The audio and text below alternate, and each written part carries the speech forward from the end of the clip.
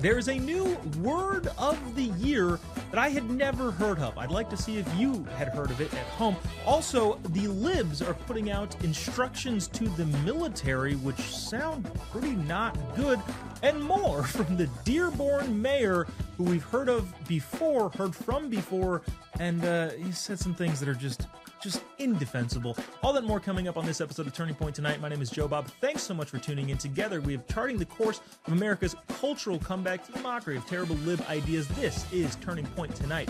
TPT at tpusa.com is the email address if you'd like to send your thoughts, comments, concerns, criticisms. Even it's okay to be wrong in our inbox. We appreciate all of the messages, even if you disagree with what we said on the show, i.e. are wrong. Of course I kid. But also go subscribe to our Turning Point Tonight YouTube channel, as well as our Facebook page, Instagram, all of the social media platforms. Just type in JOBOB. You'll be able to pretty much find anything that we're doing all across social media. We also do an extra segment of this show that we just don't have time to squeeze in here on our time in Real America's Voice, called One Last Point. You don't want to miss that. It's one of those things where if you don't see it, you could be in a social gathering situation where other people are talking about what we said on One Last Point. You're like, I don't know, I didn't see it. Well, that's your own fault. Go subscribe to our Turning Point Tonight YouTube channel to where you can see all of those clips that don't air here on Real America's Voice. One of the more interesting stories that I think is bouncing its way around the media is, get this, waste, fraud, and abuse in the city specifically of Chicago, specifically regarding the Chicago public schools. There have been a ton of instances of waste, fraud, and abuse, none more glaring than the recent reports coming out that Chicago public schools have spent about $7 million on luxury travel, for instance, paying top dollar for things that shouldn't cost that much. Now, before we get into the nuts and bolts and stats of this, I'd like to play some recurring themes that are going on in not only the Chicago public school area, but around public government education. The idea that, well, we just need more money. This is a recurring theme. This video was posted, like the rest of the videos we're going to play, was posted by the Chicago Teachers Unions, in which they're making that exact plea. Play this, I believe it's cut 7. After school programs, if they were cut, there would be more crime rates, there would be more students getting involved in what we do not want them to get involved. We also want no cuts to the dual language education programs, as this is what motivates Mexican students. All students all over the world that do not know English are already at a disadvantage. Dual language programs are important for our schools.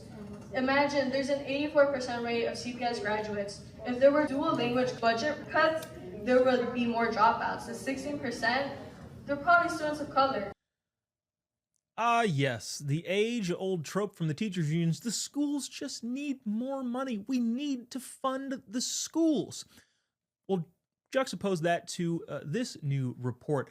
CPS, the Chicago Public Schools, travel spending doubled from 2019 to 2024 from $3.6 million to $7.7 million.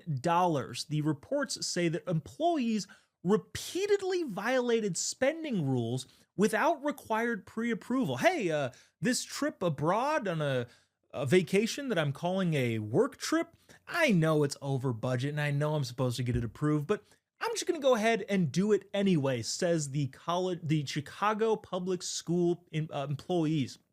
13 of 15 overseas staff trips never received the required approval. Staff went on one trip that was explicitly rejected by the district officials, basically said, hey, we want to go on this trip. I don't care if you don't want us to go on this trip.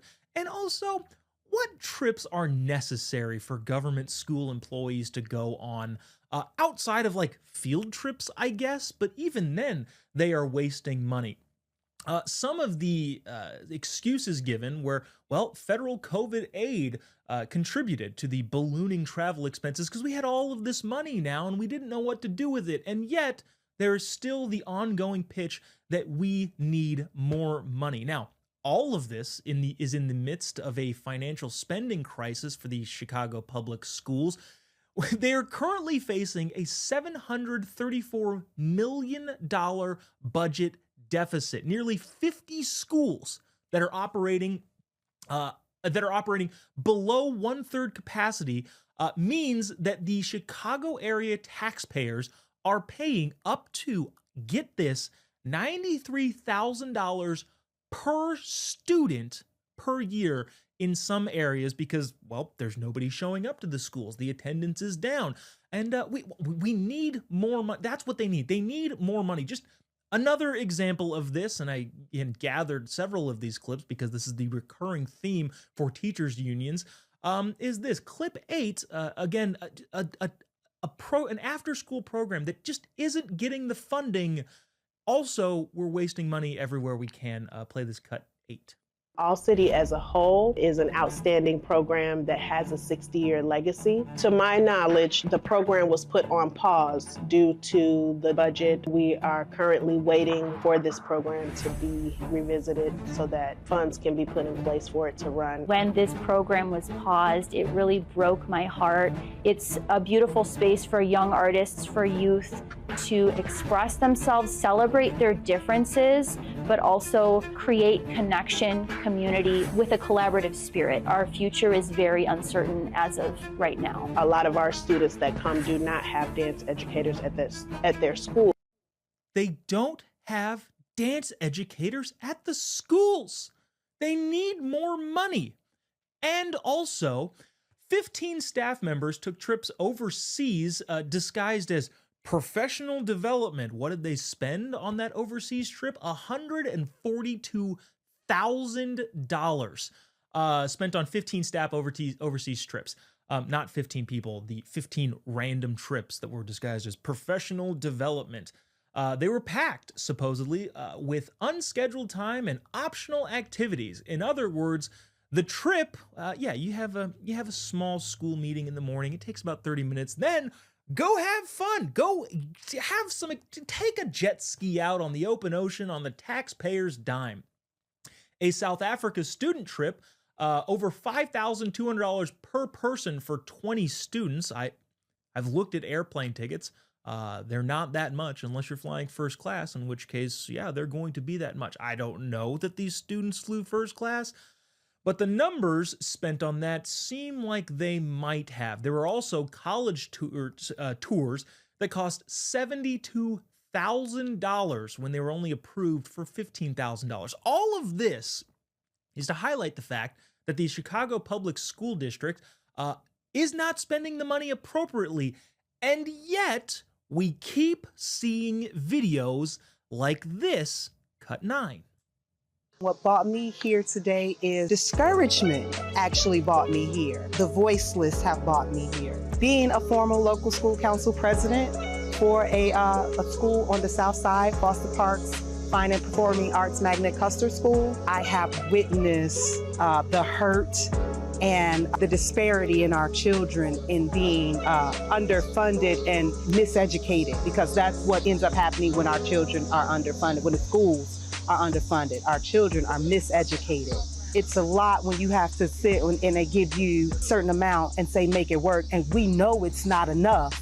And we still work to make it enough. And you come back and take. As parents, as teachers, as the union, how much taking can you take from us and then try to force us to push out greatness? If it weren't for the fact that people were just taking from them, they would be able to push out greatness. Also, Chicago public schools have a disastrously low graduation rate, disastrously low competency rate. If you look at the various grades, they are not up to par. All of this, again, in the face of incredibly irresponsible spending by the schools, by the unions, by the teachers that make up the unions, because everything is catered around the teachers' union and not the actual kids. In addition to this waste, fraud, and abuse, they saw that travel agencies charged hidden fees of up to 20% in travel costs, which, if you've never heard of this scheme before, it's hey, my cousin owns a travel agency, and they're going to charge us a 20% booking fee, and look at that. My cousin or a former teacher, whoever runs this travel agency, all of a sudden got a massive kickback. It is no secret that Chicago is run and controlled by the teachers' unions. We saw Mayor Lori Lightfoot get booted. She was a union honk and then all of a sudden turned on the unions during COVID, which was a weird thing, by the way, because it was like kind of admirable. But during COVID, Lori Lightfoot said, hey, we got to open up the schools. And instead of, I don't know, opening up the schools, they said, bye-bye, adios, no more. And they put in another union talking head in Brandon Johnson.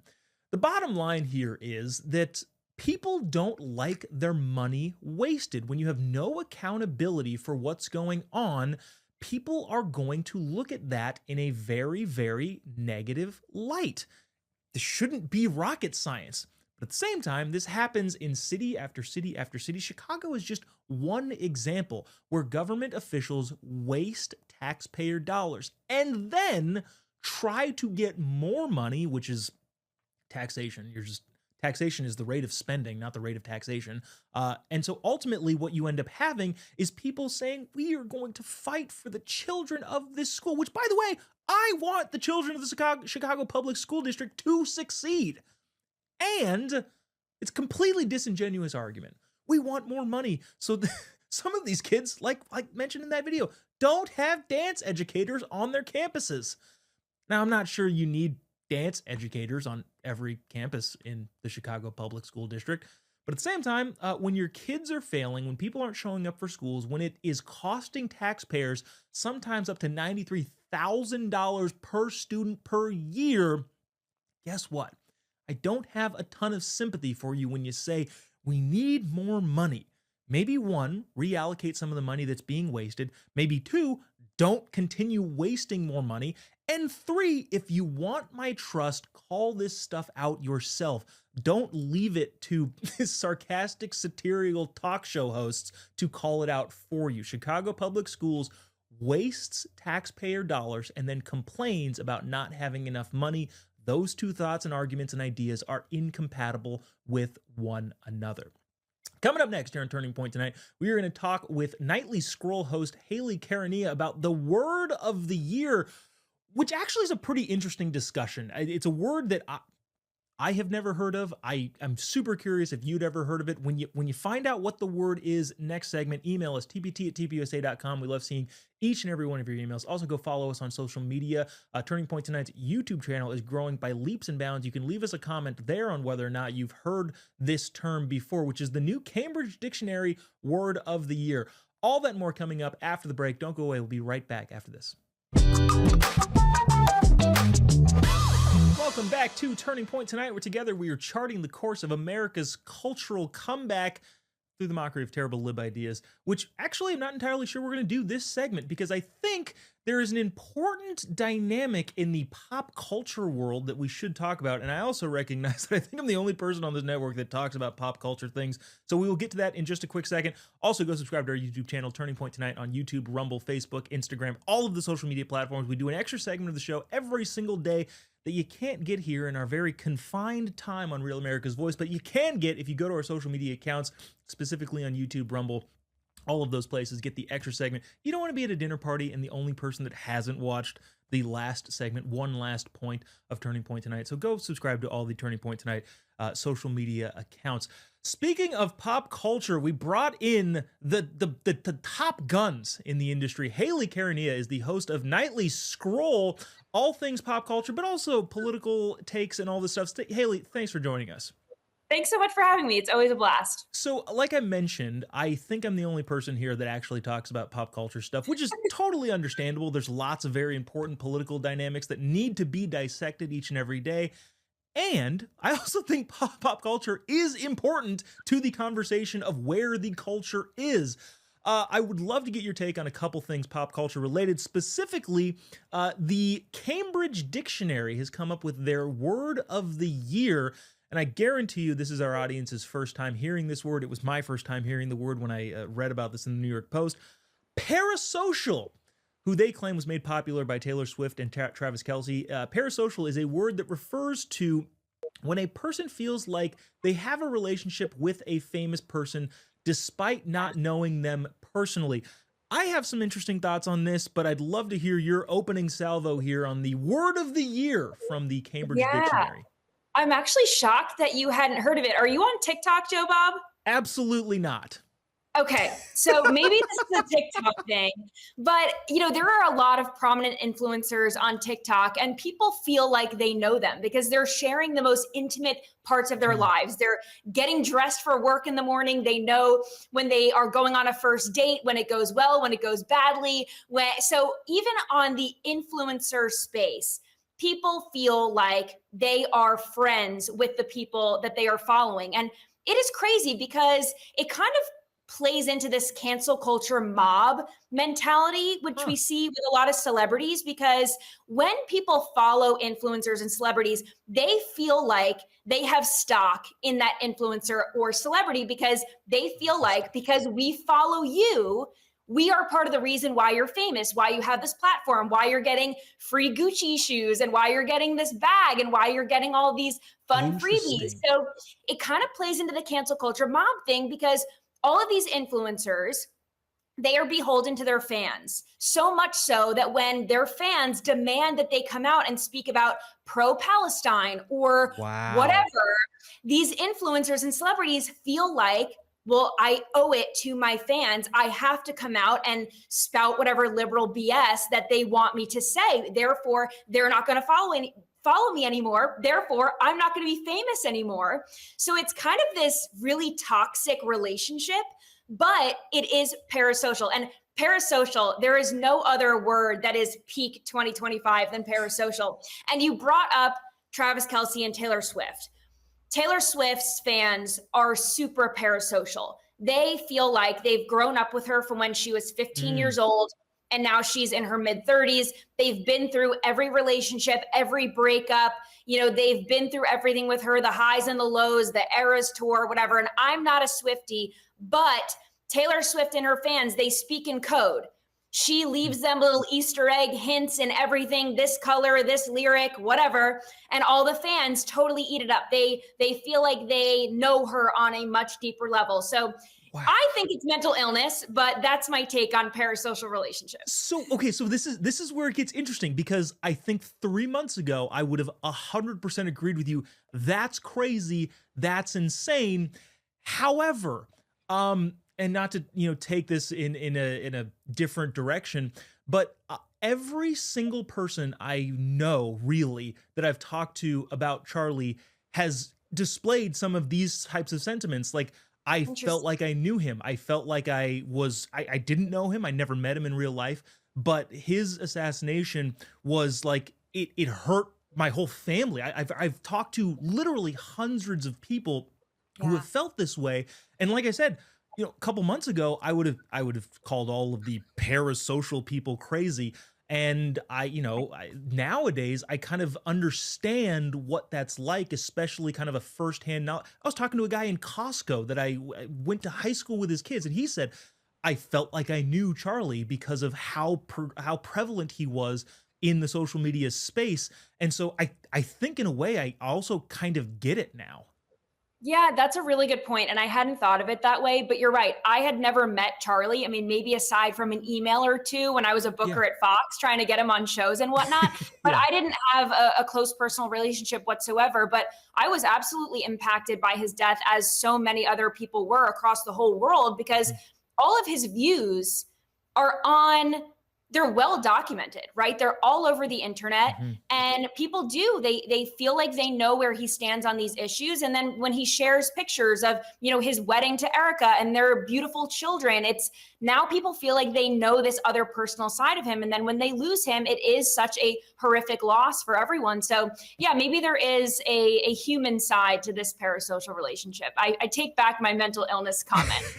No, but again, like I said, I would have 100% jumped on board with you, and even myself, I was fortunate enough to be able to know him, but a lot of the stuff I knew about him was through all of these videos, and even now I still think of really any topic that comes up politically or otherwise. I think, well, how would Charlie think about this?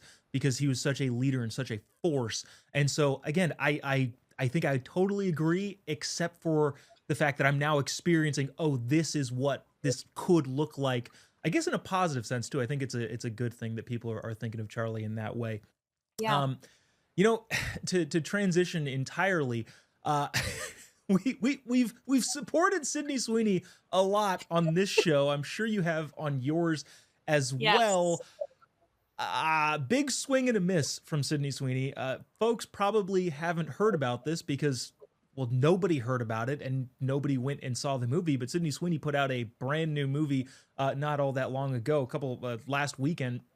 Was one of the biggest box office duds, not of the year, not of the decade, possibly of all time. She starred in a movie called Christie, which again, I'm sure people are just first time hearing about this.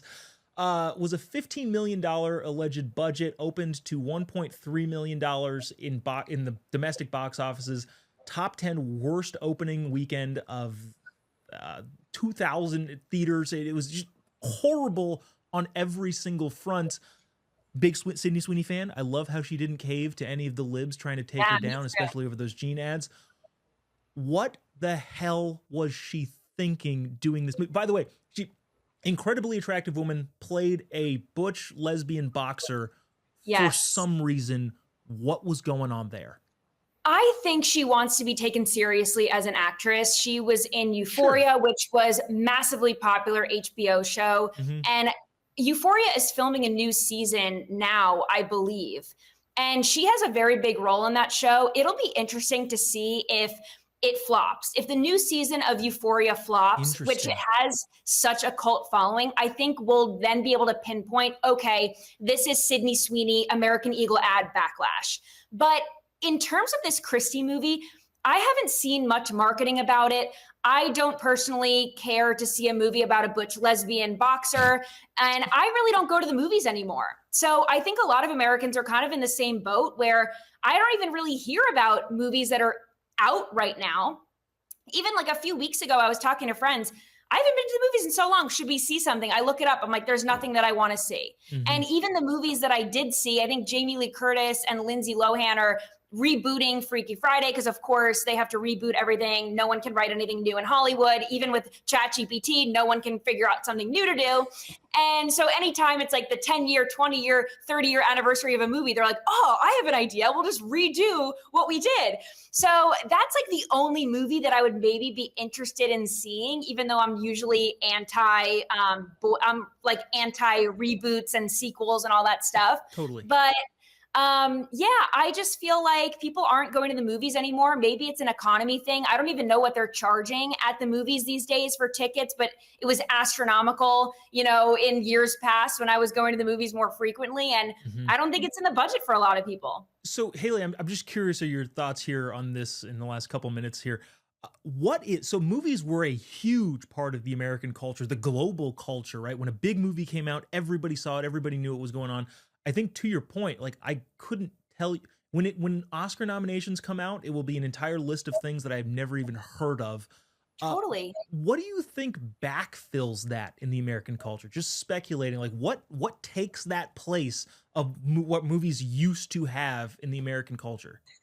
I think you know what my answer is going to be, but I scroll on my phone an absurd amount. I am on my phone 14, 16 plus hours a day. If a movie came out in 62 parts on TikTok, I would sooner watch it there than go to the movies. I am stuck in my phone. That's where I get all my content. I'm scrolling on X to watch videos that I'm going to play on the show, and on TikTok and on Instagram. I am watching short form videos. I think people just don't have the attention span for longer form content anymore. That's going to be really interesting to see how especially high power movie producers adapt to that culture, because I think you're right, despite the fact that I think I hate that that's happening to the American culture. I think that assessment is accurate.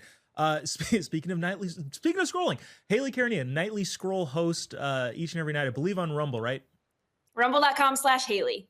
Awesome. Thanks so much for joining us. Really appreciate your perspective. Thank you, Joe Bob. Thank you. TPT@tpusa.com is the email address.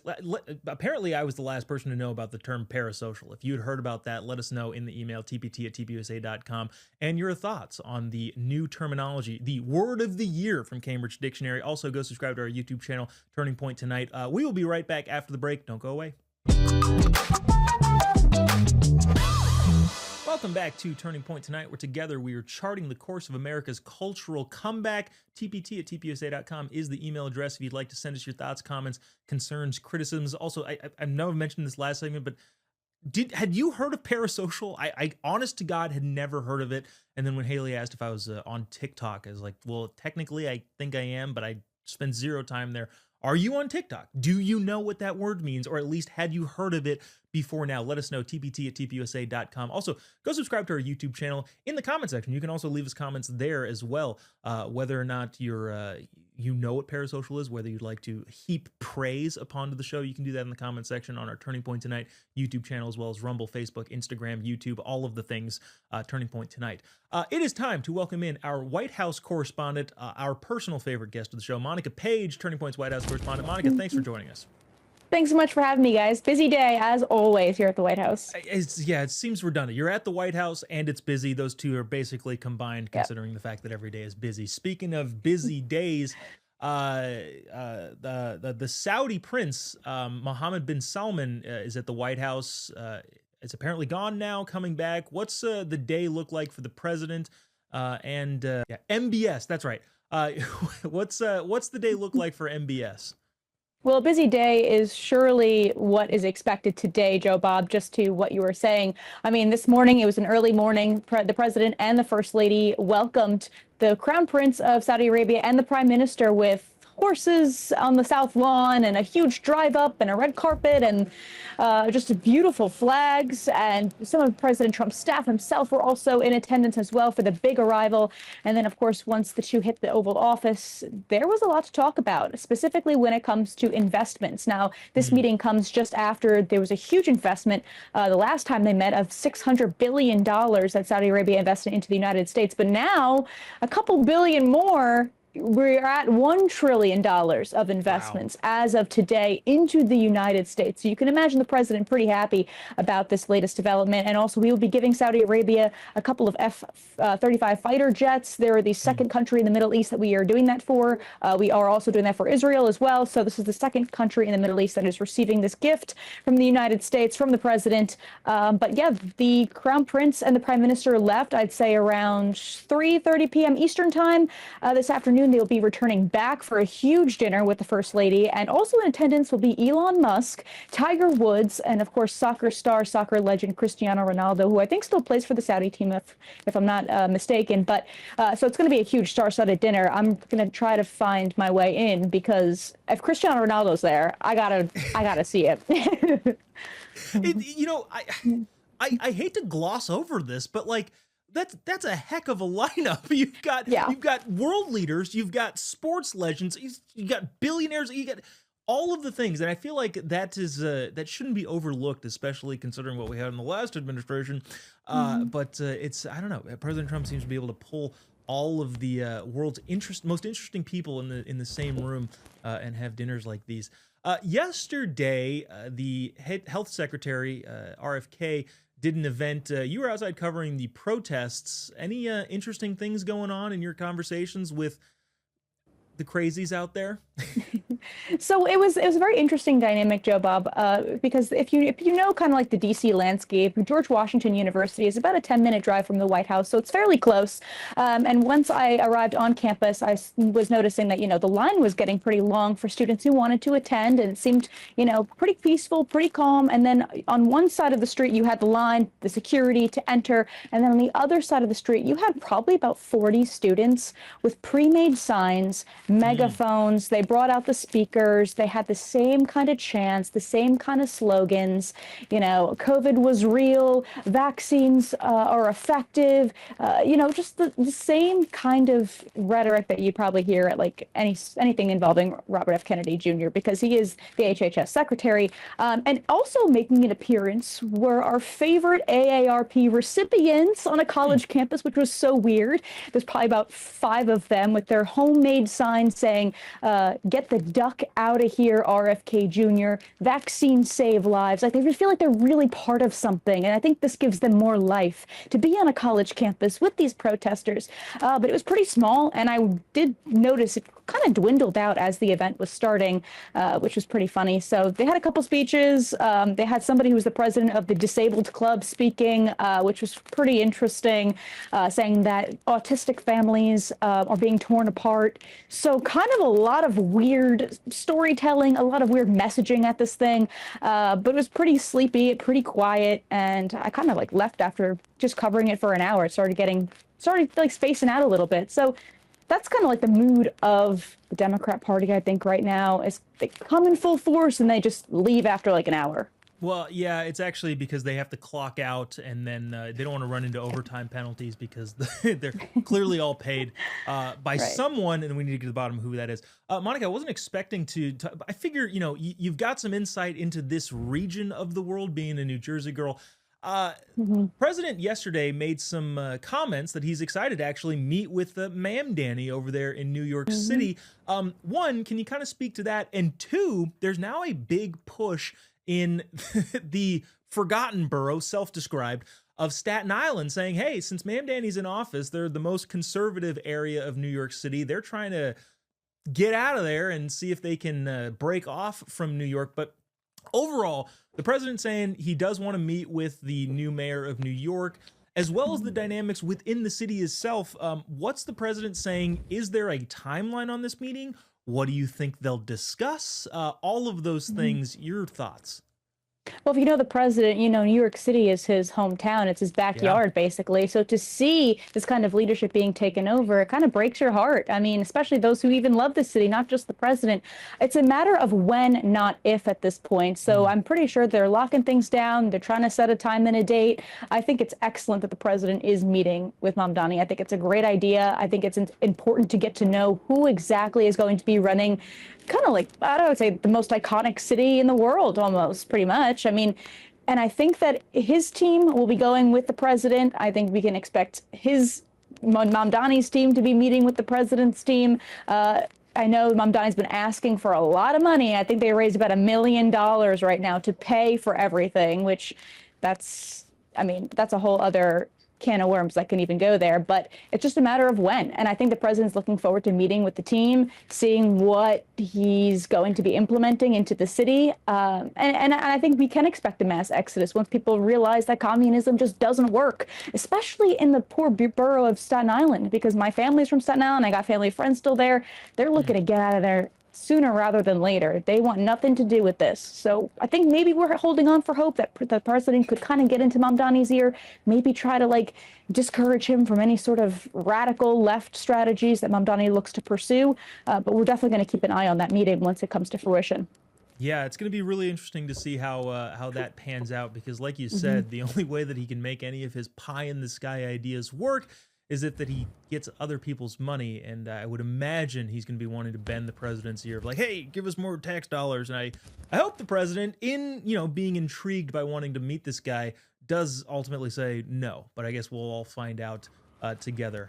And I will say, to your point there, Joe Bob, Mamdani's a con artist. I mean, you can just see it in his face and his disingenuous smile. I think President Trump can spot that a mile away. So it's going to be a very, very interesting meeting. Yeah, I guess we'll have you keep us posted on when that does happen, and kind of the fallout, or coming together, or whatever you want to call it, that actually happens with him and the president. But I do think you're right. I think the president is well aware of what he's going to be encountering there, and it'll be interesting to see nonetheless. Monica Paige, Turning Point's White House correspondent, thanks so much for joining. Really appreciate you taking the time. Thanks, you guys. Thank you. TPT@tvUSA.com is the email address. What would you like to see the president say to Ma'am Danny over there in New York City? Let us know. TPT@tvUSA.com. You can also leave a comment on our YouTube channel, where you get an exclusive segment that doesn't air on this show because there's too many things to talk about to fit in this short period of time. Go to Turning Point Tonight's YouTube channel, Rumble channel, Facebook, Instagram, all the social media platforms. We'll be right back after the break. Don't go away.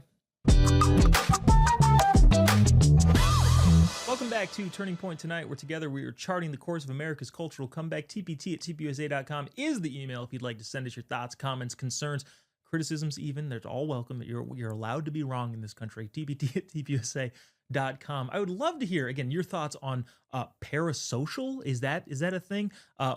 Where else might there be some waste in the college, or the Chicago public school system? Let us know, tbt@tpusa.com, among any of the other thoughts you might have. Also, go subscribe to our YouTube channel, Turning Point Tonight, on YouTube, Rumble, X, Facebook, Instagram, all of the social media platforms. If it's easier for you, just type in JOBOB.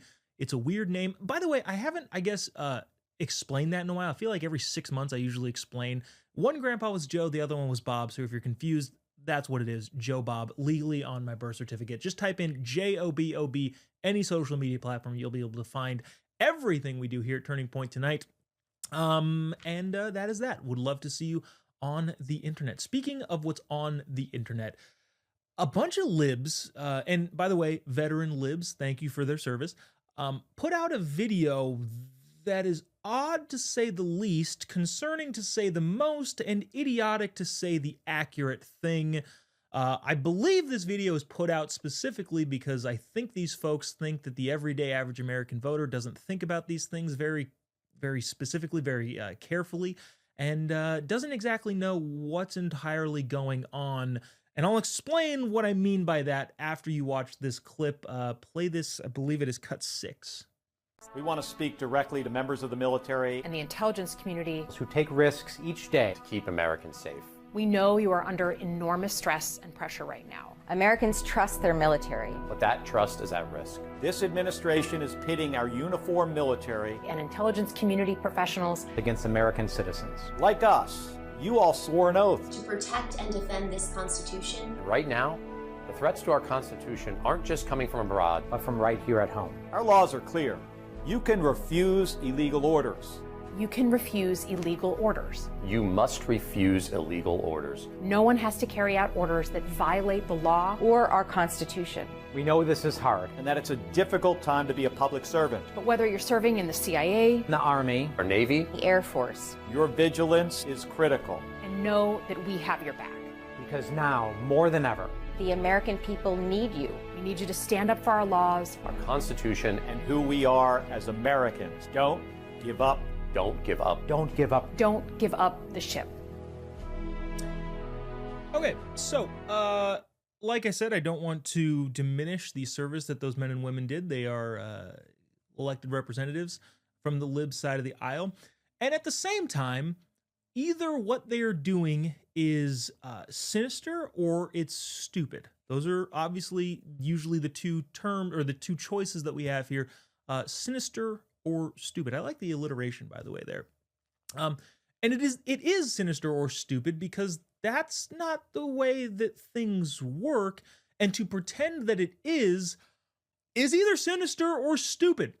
President Trump has objectively been, what's the best word? Aggressive with how he wants to fix the American population, the American dream, the American ideal, because it has gone so far astray, especially in the previous administration, but then also the Obama administration, honestly, in the Clinton administration as well. There have been so many issues that have been caused by terrible lib policy that they need to be fixed. So, yeah, President Trump is doing everything he can to fix those problems that arose from, again, terrible liberal policy. But what does that actually look like in practice? Well, what it doesn't look like is President Trump defying the courts. That is the key and operative thing that we should look at. Is he defying the courts? No. Up until this point, he has not defied the courts. Now, when he does, I'll be the first one to get on the bandwagon and say, yeah, that's not cool. You have to listen to what the courts say. But up till this point, he hasn't done that. And because he hasn't done that, it completely negates the point that all of those people are trying to make. You should not do things that are illegal. Okay, well, some of the powers of the administration are open for debate, and that's exactly what we're doing in the court system as a whole. President Trump said, hey, we're going to send National Guard troops here. Then one court said no. Then the other court said yes. Then all of a sudden it made its way all the way up to the Supreme Court. And whatever the Supreme Court decides on these things, he does, which is what the law is supposed to be for. To say and pretend that what you're being told is explicitly and expressly illegal is to convey a misunderstanding of how our system works. It may end up that, oh, he doesn't have the power to do this. They don't have the power to do that. The Secretary of War doesn't have the power to do this. That may be the case. But in every single instance thus far, the president and all of his administration has listened to what the courts have said. So therefore, to say you don't have to follow these rules because you think they're illegal in some way, shape, or form, cool. Well, that's fine. We have a system for that. Go ahead and use the system that we've set in place to decide whether or not that is actually constitutional or it's just something that you don't want to do. So as a whole, all of these libs that are saying you don't need to do this X, Y, or Z are specifically trying to make a political point because they should know that we have a system. That is what the courts are for. That is what the court system is for. Specifically, that's what the Supreme Court is for, to decide whether or not what any faction of the administration or the legislative branch is doing actually conforms to what the Constitution allows. To pretend that all of these things are open and shut and nobody disagrees. This is definitely explicitly illegal. It's kind of an open question for the courts to decide. And until the president defies the courts, he is within his rights to tell the military and to tell everybody in all branches of government what to do, again, until he is told by the courts that he can't constitutionally. To pretend that it's just an open and shut case, you don't have to do these things because you think it's illegal, is to convey an entire misunderstanding of what this country is fundamentally. But I think they know that. And I think what they think is that the voting populace is too dumb to understand the civics of this country and therefore will go along and pretending that something is wrong when it actually is just a little bit more nuanced than the American people or that their voters think it actually is. Speaking of things that are, not more nuanced, is the response to the California wildfires. I know it's a little bit of a clunky transition, but we got to get to the story because I think it's really interesting. First and foremost, Governor Gavin Newsom made it clear that he is focused on recovery when it comes to the Palisades, the Altadena, all of the fires that tragically hit Southern California earlier this year. Here's a clip of him saying just that. Cut one. So we're here at Pacific Coast Highway. You can see a lot of the work that's being done to get these traffic signals back up. We have crews just behind me from Caltrans that came up from San Bernardino County District 8 to help out as we try to repower as much as we can at the Pacific Coast Highway. It's all a mindset now of recovery. Now, admittedly, that video was from the beginning of the devastation of the California wildfires. So I understand that that's, of course, his goal. But you got to ask, well, how is that goal coming along? How is the recovery and the rebuilding of all of the horribly damaged places by the tragic Southern California fires? Well, new numbers have come out to kind of illuminate how that process is going. Over 70% of people affected by the Palisades fire are still in temporary housing. A survey conducted of 2,300 fire-impacted residents across Los Angeles County says 75% of Palisade residents are still in temporary housing, 67% of Altadena residents are in temporary housing, 22% of total loss victims can expect to move again within 6 to 12 months, not to the place that they called home, but to a different temporary housing place. It has been almost a year since those fires, and unfortunately, it appears that we are nowhere near to actually getting things underway. 19% of these structural smoke damage victims expect to move within the next 2 months. Now, that is a number that is fairly interesting. If there was just smoke damage to your home or building, I can't imagine why it would take a year for you to be able to move back in. Now, notwithstanding, this is obviously a big tragedy. I think 7,000 buildings were destroyed, structures were destroyed, 12 people were killed in the Palisades and Malibu areas. Nobody is disputing the fact that this was a terrible, terrible tragedy and a terrible fire.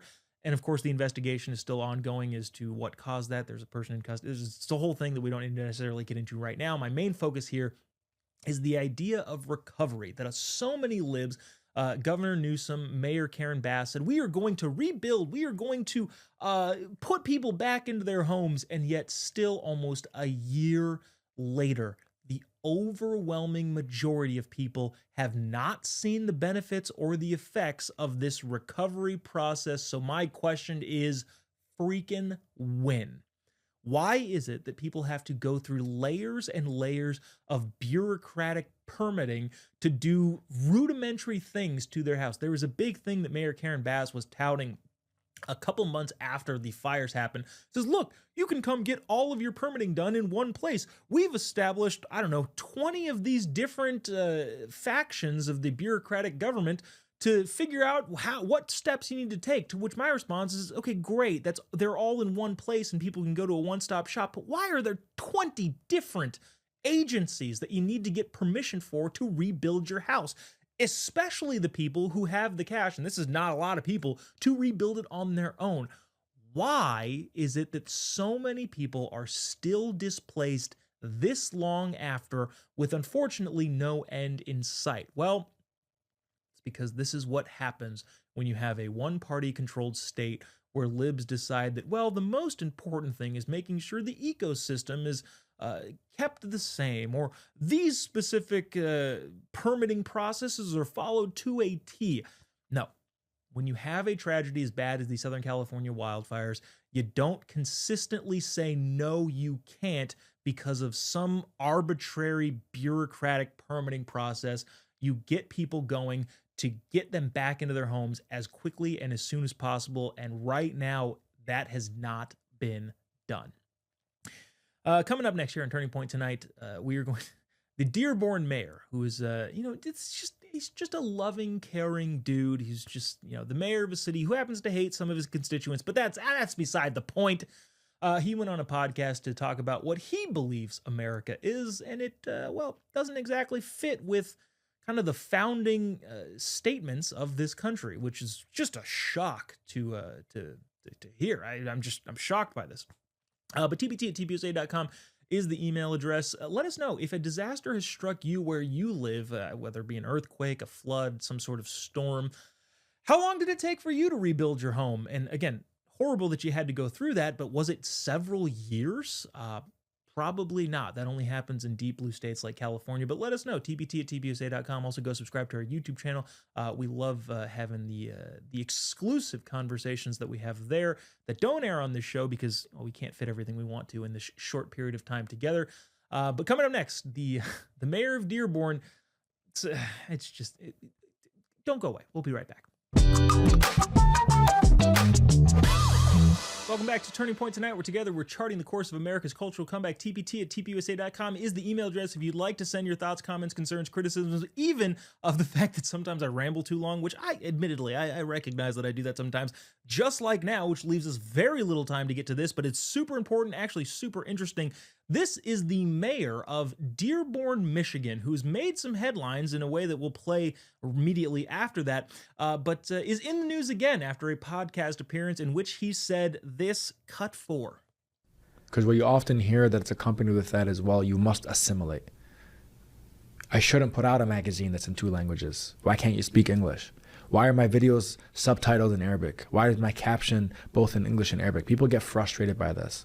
But to me, it's like, I actually disavow the use of the term the melting pot. I actually don't like it. Why? Because in a melting pot, when you're talking about like a soup, everything looks the same. Right. We're the salad bowl. The lettuce is lettuce, the tomato is tomato, the cucumber is cucumber, and they all complement each other. Yeah, and they still make up one course. You don't have, hey, here's some ingredients to a salad or a soup, and also some motor oil, because that works in this context.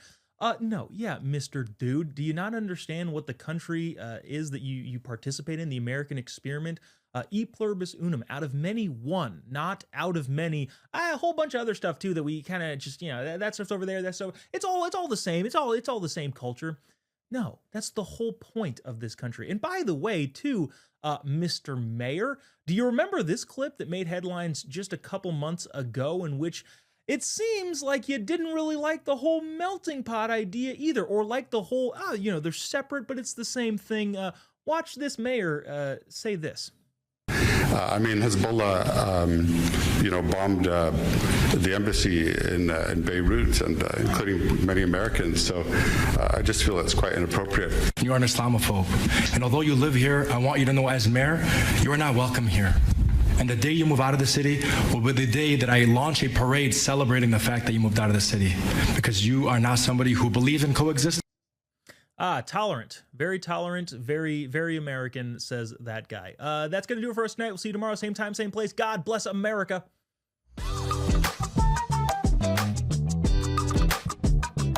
I will slap that Big Mac out of your hands. It's one last point. In the continued conversation of what people should be allowed to do with my tax dollars, I think this is the best case to be made against single-payer healthcare. Just to catch people up, single-payer healthcare is the term used for government healthcare. Well, it's just a single payer, so we all pay into taxes and we take care of everybody, and this is a government-run thing. Okay, fine. Let's just play that out and what it actually looks like. Unfortunately, if I were to guess, single-payer healthcare is probably going to be the downfall of the United States of America. I realize that sounds harsh, but I do think that financially that will be the ultimate ruin of the, not necessarily the American ideal, not necessarily the culture, but if our financial status as a country hasn't already been ruined, that'll be the kicker. And I, unfortunately, if I were to put money on it, would say that we get there at some point. In which case, I will be on the forefront, on the leading edge of people deciding or pushing to be able to decide what you can and cannot do with, I don't know, your health as a whole. If we are paying for if I'm part of everyone else's healthcare and I'm paying for that, in the same way that I don't think people who get food stamps should be allowed to get, like, I don't know, premium luxury coffee beans on the internet. In the same way, I don't think that if I'm paying for your healthcare, you will be allowed to live an unhealthy lifestyle. Now, I recognize there's a lot of debate on what that actually looks like, but I will take it to the extreme. I will be slapping Big Macs out of people's hands. Cigarettes, bye-bye. Alcohol, bye-bye. All of those things, no more. If it is going to impact my finances, I'm not sure I'm going to win this argument, by the way. I'm just saying I will be at the leading edge of this, saying that if we're all collectively paying for each other's healthcare, there are going to be a laundry list of things that you cannot do. And that's just like food and safety, or what healthcare, sorry, food and like your nutrition. As far as like things that go unsafe, nope, coming after that too.